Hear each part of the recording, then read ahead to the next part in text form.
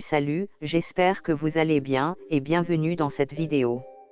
Vous le savez déjà, le Maroc et l'Algérie sont en conflit, depuis quelque temps.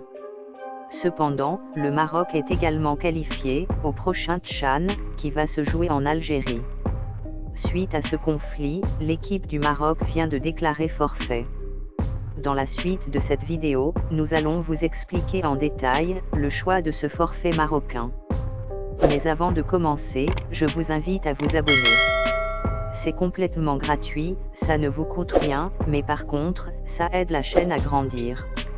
Et de toutes les façons, vous pouvez vous désabonner à tout moment, si vous n'aimez pas le contenu de la chaîne. Donc si c'est fait, nous allons commencer. La sélection marocaine vient de déclarer forfait pour le Tchan 2022, pour une raison étonnante.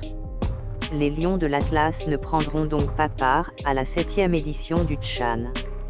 Une compétition équivalente à la CAN, mais exclusivement réservée aux joueurs évoluant dans les clubs du continent africain. Pour le compte de l'année 2023, la compétition est prévue pour avoir lieu, du 13 janvier au 4 février 2023 en Algérie.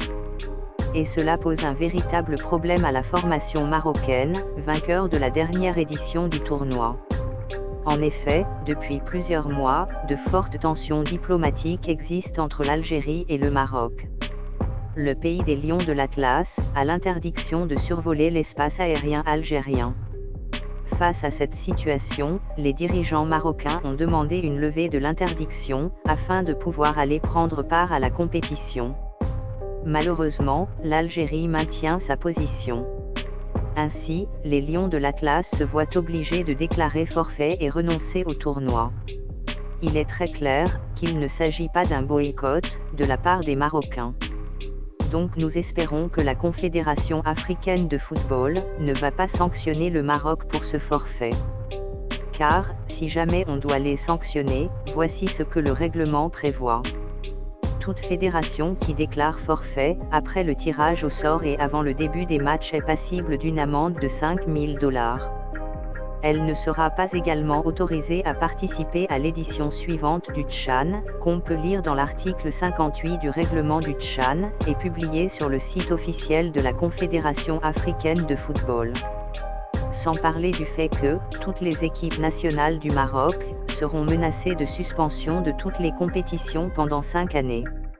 Ce qui sera un gros gâchis, surtout après la prestation de l'équipe du Maroc en Coupe du Monde. Il faut dire que cette équipe est vraiment attendue lors de la prochaine CAN, qui va se jouer en Côte d'Ivoire. C'est déjà la fin de cette vidéo, faites-nous savoir si vous l'avez aimée. Surtout n'oubliez pas de vous abonner, pour rester informé de l'évolution de la situation. Je vous souhaite une bonne année 2023, et à bientôt dans une prochaine vidéo.